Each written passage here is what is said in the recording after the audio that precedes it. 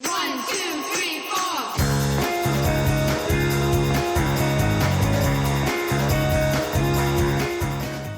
She's an aura. She brings in a crazy aura into a room, any room. It could be the toughest, it could be a 600-pound dude in there, and she'll intimidate them. I was definitely a little scared, a little nervous, a little intimidated, but it's cool. We're tight now, so it's cool. What's it like? Yeah. Fucking awesome, right? The best. Will's great. Will's the guy. That was perfect. I was 18. He was a professor. He still is a professor at Temple. And I turned down a bunch of other school opportunities just so I can seriously go to Temple just to take his class, because I knew I wanted to be in the studio at some point. So I just took his class, trying to get an internship, and it all worked out. Only other touring I've known has been in a van, up till then. So going out with her, taking private flights everywhere, and it was insane. And seeing a part of the world I never thought I'd be able to see, especially not with music, was super cool. I was more so assisting on that project. I was pretty young. I was like 20 when that happened. That's more of a Phil question, but I assisted in a bunch of mixing and some reamping and stuff. They were cool. It was pretty normal, Yeah, Bam was here a lot. He was really nice. He was a really cool dude, full of energy, but really polite in the studio. He gets it. There's a reason why he's fucking rich. The people watching are too familiar with Pulp Fiction, but growing up for us, it was like a classic for us. But the movie, a really integral scene in the movie was actually inspired by an incident that happened here at Studio 4 with Phil. Oh, I'm not sure if I'm allowed to talk about that.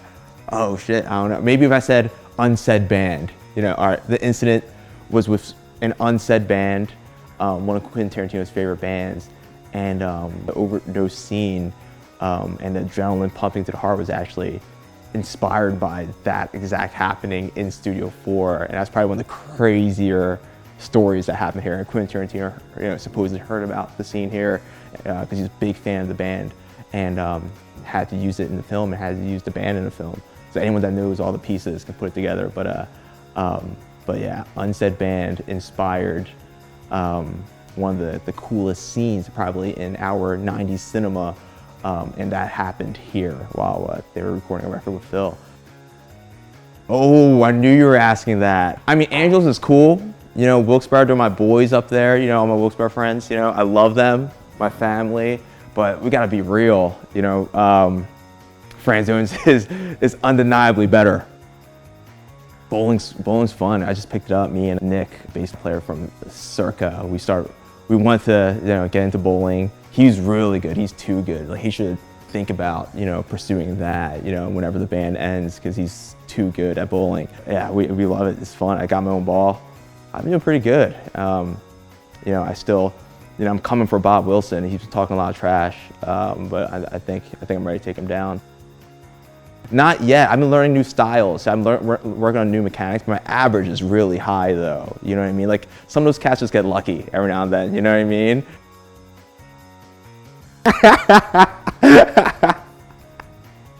Oh, that's a good question. Everyone that knows me, I'm a big food guy. I love good food, and I love my boys having good food. You really can't do sweet pizza cold. It's not as cool as normal pizza cold, because for anyone who doesn't know, it goes cheese then sauce, so the cheese hardens quicker. So I remember one time we're working with balance, and this intern, we had like 7 pizzas come, and there was plenty extra.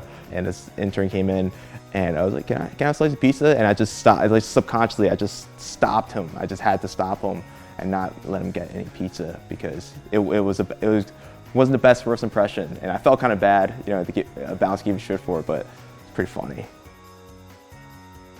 I thought it was so rad. I thought it was awesome. It's a great documentary. I think it's something that people, especially kids, need to watch, because it was more about just analog gear. It wasn't just about the Neve console, and it wasn't just about recording a tape, but it was about people getting in a room and the human element of them being together, you know, it blew my mind. It made me feel really lucky to record in the studio that I record in, you know, to work on Neve every day. You know, we have a similar Neve. Yeah, it was awesome. Shit, how did you find out about the bat? Recording Light Years in November. It was a Saturday night, we're in the room down the hall, and one of my interns were here, and he just runs into my room and said, dude, there's a bat in the studio. I'm like, wait, what? He was like, there's a bat. I'm like, a bat, like a bat. And we kind of put the job on my intern, and we have a little side booth. He pushed it into the side booth. We thought it was in there. And then the next day, I was working with Balance, and we tried finding the bat, and it was missing.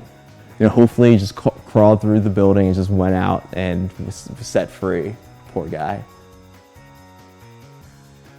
A rookie season, Chase Utley game used bat, a Ryan Howard game bat sign, a Roy Halladay signed jersey, a Mike Schmidt signed jersey, a bunch of Jim Thome signed stuff, Chase Utley game used jersey signed.